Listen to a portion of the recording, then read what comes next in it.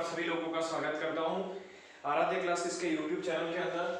Present lecture के अंदर हम लोग chapter number 8 D and F block elements का पार्ट नंबर 8 डिस्कस करने वाले हैं।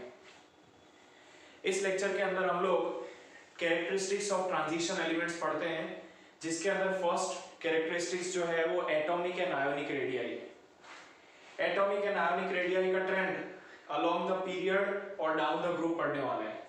सबसे पहले बात करते हैं अलोंग द पीरियड की। तो as we move along the series, as we move along the series, the atomic and ionic radii, atomic or ionic radii first decreases at the middle of the series. At the middle of the series, it remains constant. It remains constant, and at the end of the series, atomic radii slightly increases, and at the end of the series, atomic radii slightly increases। अब इसका reason हमको समझना है। देखो, atomic radii पहले decrease होती है, middle of the series में कांस्टेंट रहती है, एंड ऑफ द सीरीज में स्लाइटली इंक्रीज होती है। इसका फैक्ट ये है कि बिगिनिंग ऑफ द सीरीज में इफेक्टिव न्यूक्लियर चार्ज इंक्रीज होता है एटॉमिक नंबर के इंक्रीज होने के साथ। इफेक्टिव न्यूक्लियर चार्ज आप समझते हो कि ratio of protons two electrons वो आपका बढ़ता चला जाता है, ठीक है। मिडल ऑफ द सीरीज में जो स्क्रीनिंग इफेक्ट है वो भी तो साथ साथ में बढ़ रही ना, इनर डी इलेक्ट्रॉन्स की जो स्क्रीनिंग इफेक्ट है वो भी बढ़ रही है साथ साथ में। तो increase in the nuclear charge and screening effect दोनों लगभग कांस्टेंट है। इस बात को समझने के लिए यहां पर मैं एक हाइपोथेटिकल फिगर ले रहा हूं। एक बात समझो, इस तरीके का आपका एटम है, बराबर। इस एटम के अंदर यहां पर आपके इनर इलेक्ट्रॉन्स है, ये inner electrons completely filled up है।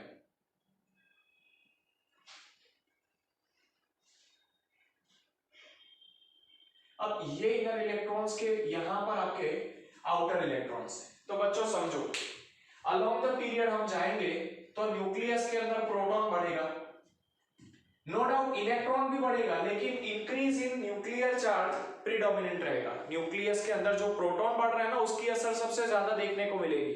एक आध इलेक्ट्रॉन बढ़ने से कोई ज्यादा फर्क नहीं पड़ता है, लेकिन एक प्रोटॉन बढ़ने से बहुत ही ज्यादा न्यूक्लियर चार्ज बढ़ जाता है। तो अलोंग द पीरियड, जैसे कि समझो आप स्कैंडियम से टाइटेनियम, वेनेडियम, क्रोमियम जाते हो, ठीक है। तो क्या हो रहा है, यहां पर न्यूक्लियस के अंदर नंबर ऑफ प्रोटॉन्स बढ़ रहे हैं, साथ साथ में यहां पर इलेक्ट्रॉन्स भी बढ़ रहे हैं।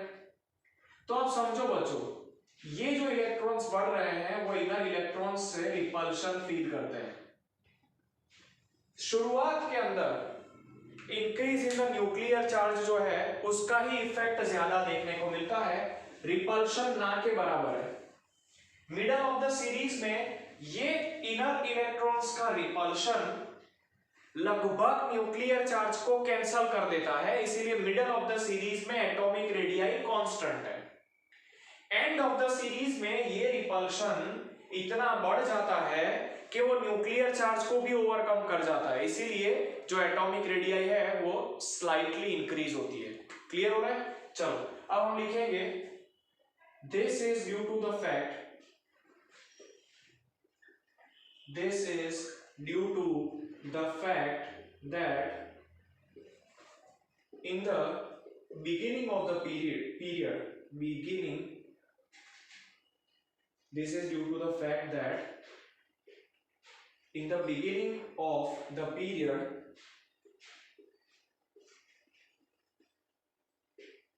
effect of nuclear charge, effect of increase in nuclear charge is more observed than electronic repulsion of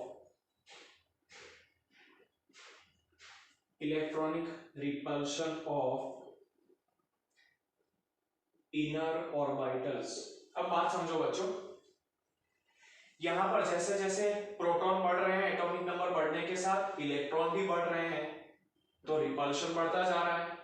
initially nuclear charge का इफेक्ट बहुत ज्यादा है, न्यूक्लियर चार्ज का जो इंक्रीज हो रहा है ना, वो बहुत ही ज्यादा अफेक्ट करता है, उसकी इफेक्ट सबसे ज्यादा देखने को मिलती है। अच्छा, मिडल ऑफ द सीरीज में क्या होता है, तो in the middle of the series, समझना, इसको कैंसिल कर रहे हैं, मिडल ऑफ द सीरीज में ये दोनों ही लगभग बराबर है। In the middle of the series, in the middle of the series, in the middle of the series, increase in nuclear charge, increase in nuclear charge and electronic repulsion are almost the same,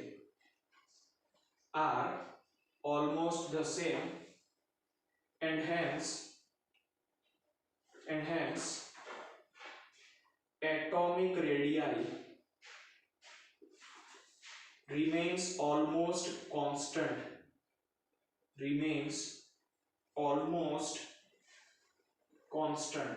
ठीक है, remains almost constant। अच्छा, end of the series में क्या होता है, तो end of the series के अंदर electronic repulsions are greater than the nuclear charge, ठीक है। यहां पर एंड ऑफ द सीरीज में देखो, इसको मैंने बहुत ही सिंपल वे में एक्सप्लेन कर दिया है। अगर आप बुक देखोगे तो उसके अंदर बहुत सारी कॉम्प्लिकेटेड चीजें दी गई हैं, लेकिन मैंने इसको आपके लिए बहुत ही ज्यादा सिंप्लीफाई कर दिया है। At the end of the series, at the end of the series, increase in electronic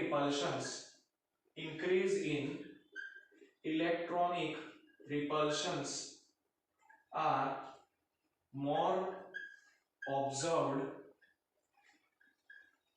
than increase in nuclear charge, increase in nuclear charge, and hence atomic radii slightly increases, atomic radii जो है वो आपका slightly increase होता है। ये बात हो गई अलोंग द पीरियड की। देखो बच्चों, डाउन द ग्रुप का ट्रेंड एकदम क्लियर है। As we move down the group, atomic radii increases because of increase in the number of electronic shells. इसको भी क्लियर कर लेते हैं। As we move down the group, as we move down the group, atomic radii increases because of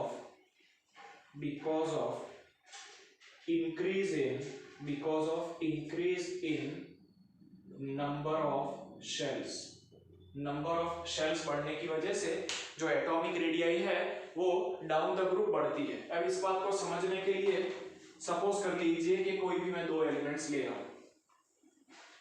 जैसे पहला element है आपका Z is equal to 21 scandium, ठीक है। तो स्कैंडियम का कॉन्फ़िगरेशन क्या होगा, आर्गन कंप्लीट 4s2 3d1, और उसी जगह पे मैं 39 ले रहा हूं।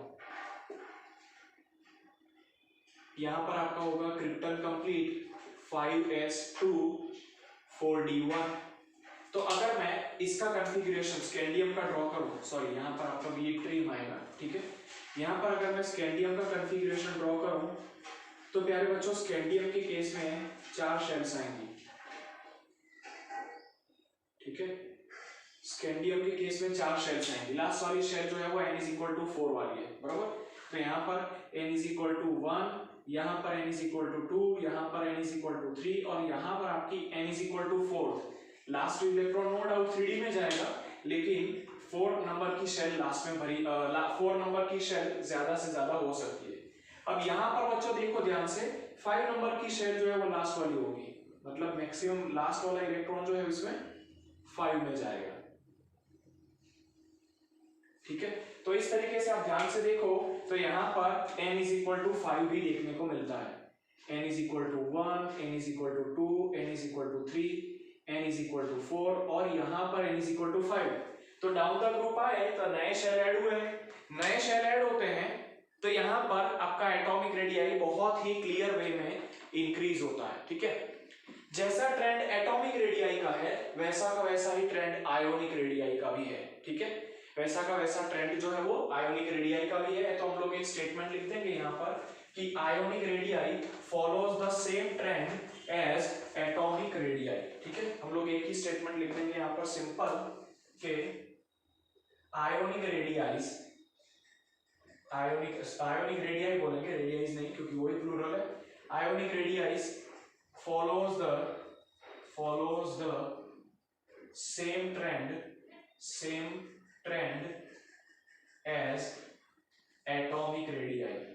आयोनिक रेडियाई जो है वो एटॉमिक रेडियाई के जैसा ही ट्रेंड जो है वो फॉलो करते हैं, क्लियर है। चलिए बच्चों अब सेकेंड प्रॉपर्टी की बात करते हैं जिसका नाम है आयोनाइजेशन एंथैल्पी, ठीक है। सेकेंड प्रॉपर्टी जो है वो है बी आयोनाइजेशन एंथैल्पीज। अब आयोनाइजेशन एंथैल्पीज का मीनिंग जो है वो हम सबको क्लियर है। आयोनाइजेशन एंथैल्पी मतलब the amount of energy given to the atom in order to remove one electron from the isolated gaseous atom, ठीक है। ये आयोनाइजेशन एनर्जी होता है। किसी भी एटम में एनर्जी देके इलेक्ट्रॉन को निकालने की जो प्रोसेस है वो आयोनाइजेशन है और उस प्रोसेस के लिए जो एनर्जी देनी पड़ेगी वो आयोनाइजेशन एनर्जी है। चलिए अब इसके बारे में समझ लेते हैं। सेकेंड नंबर का आपका property B ionization radii, sorry ionization enthalpies, ठीक है। Ionization enthalpies, ionization enthalpy of d block elements are higher than s block elements, very clear। s block elements left में है, d block elements बीच में है और right में आपके p block elements हैं। पीरियोडिक टेबल साथ में रखोगे तो क्लियर हो जाएगा।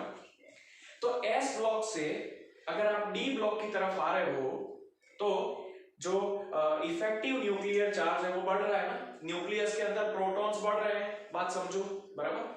न्यूक्लियस के अंदर प्रोटॉन बढ़ रहे हैं ना जैसे जैसे आप अलोंग द पीरियड आओगे। तो कहने का मतलब कि s ब्लॉक एलिमेंट से ionization enthalpies d block elements की ज्यादा है, लेकिन p ब्लॉक एलिमेंट से इनकी जो आयोनाइजेशन एंथैल्पीज है वो बहुत कम है, समझ रहे हो ना। तो ऐसा आप बोल सकते हैं कि जो d ब्लॉक की आयोनाइजेशन एंथैल्पी है वो s ब्लॉक से ज्यादा है और आपके p ब्लॉक एलिमेंट से कम है, ठीक है। चलिए पहले ये लिख देते हैं ionization enthalpies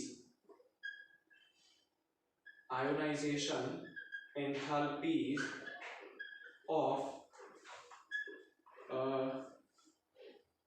d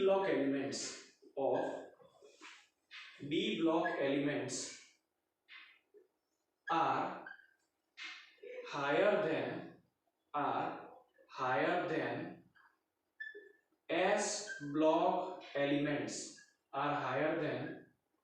s block elements but lower than p block elements. So we can say that the ionization enthalpies of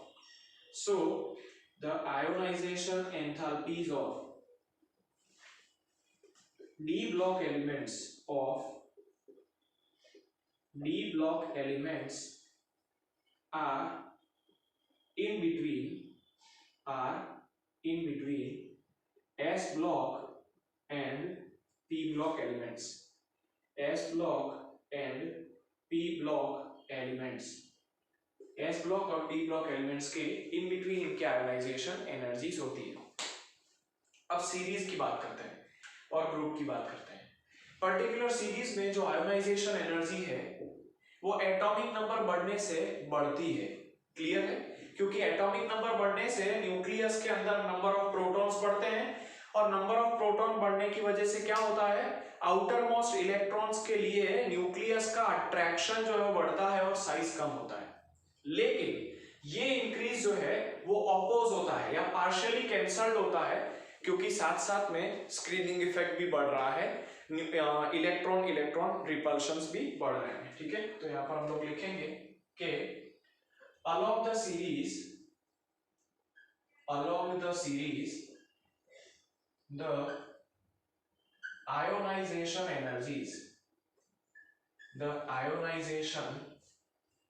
energies increases, but this increase is partially cancelled by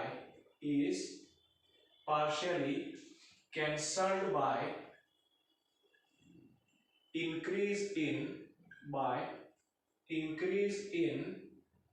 electronic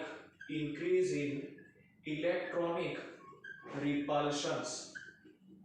electronic repulsions increase होने की वजह से ionization enthalpies का जो increase है वो आपका partially cancelled हो जाता है। ठीक है, पार्शियली कैंसल्ड हो जाता है। So the increase in ionization energies are irregular। अब इस बात को समझना, इसका बहुत गहरा मीनिंग है। अगर हम पीरियड के इनिशियल पीरियड की बात करें, मतलब पीरियड के बिगिनिंग की बात करें, तो उसमें एक एलिमेंट से दूसरे एलिमेंट पे जाओ तो आयोनाइजेशन एनर्जी बहुत ज्यादा बढ़ती है, फिर ये जो इंक्रीज है वो डिक्रीज होने लगता है। चलिए इस बात को और अच्छे से समझते हैं। सपोज कि आपका यहां पर मैं 5-6 एलिमेंट्स लिख रहा हूं। ठीक है,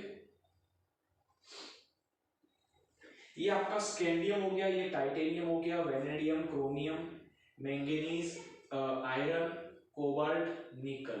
ठीक है, okay.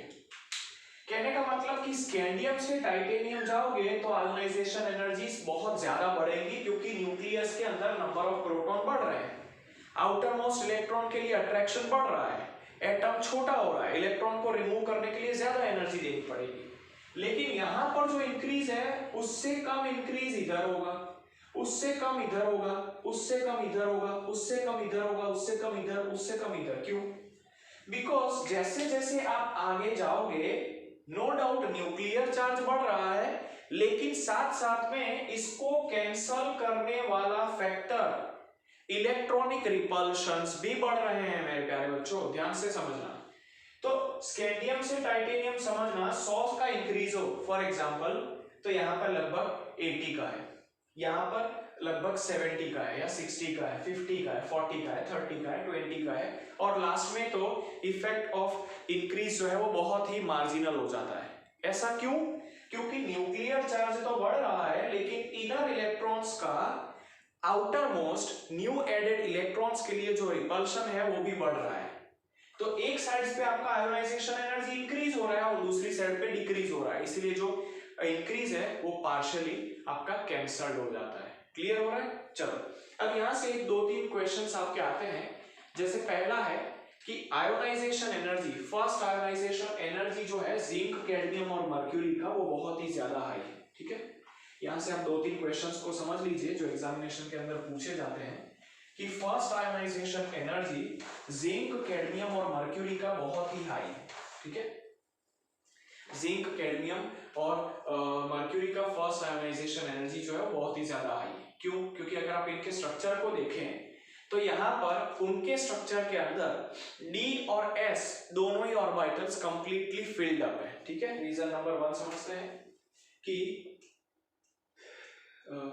First ionization energy of first ionization energy of zinc, cadmium and mercury are very high.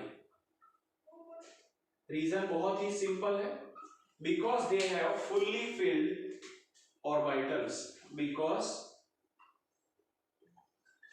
they have fully filled orbitals and fully filled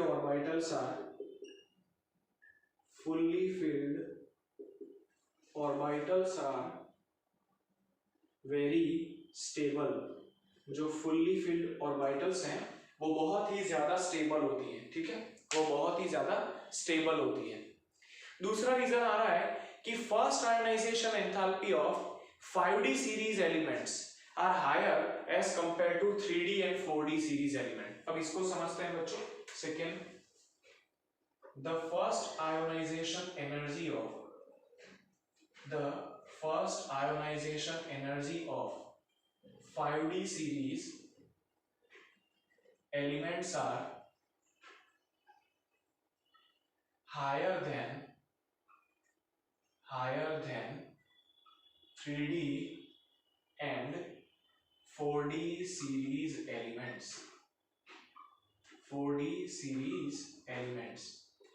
अब इसका रीजन क्या है? तो अगर आप 3D, 4D और 5D सीरीज के इलेक्ट्रॉनिक कॉन्फ़िगरेशंस को कंपेयर करोगे तो आपको क्लियरली समझ में आएगा कि 5D सीरीज के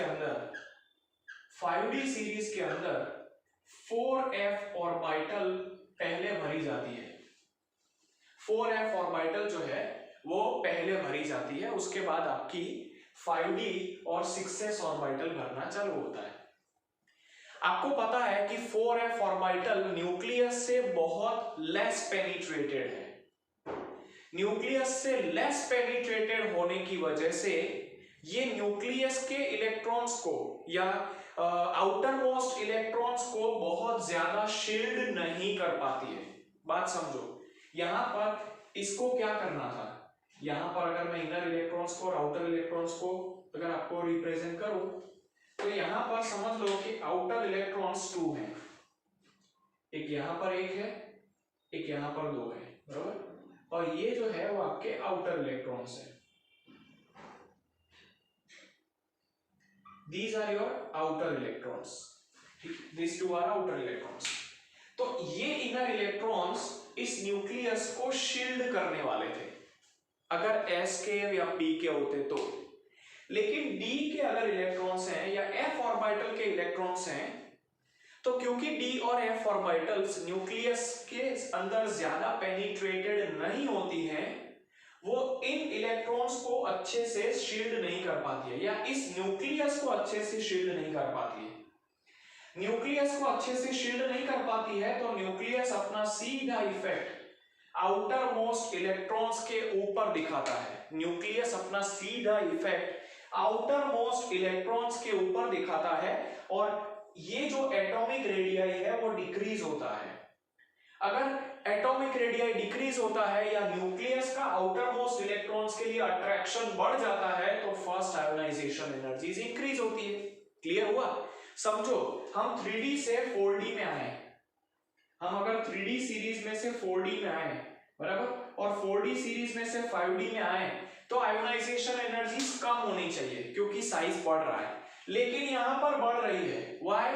because of poor shielding effect of 4f electrons, because of poor shielding effect of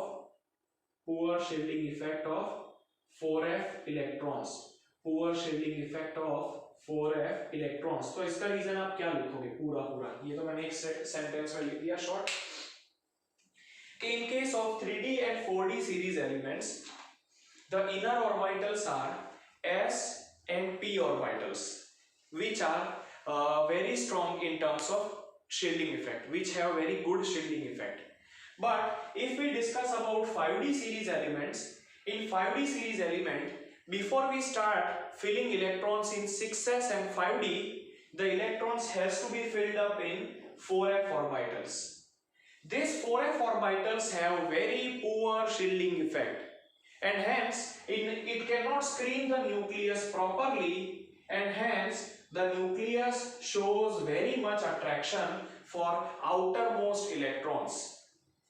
For this reason, the ionization energies या first ionization energies of 5d series elements are higher than that of 3d and 4d series elements.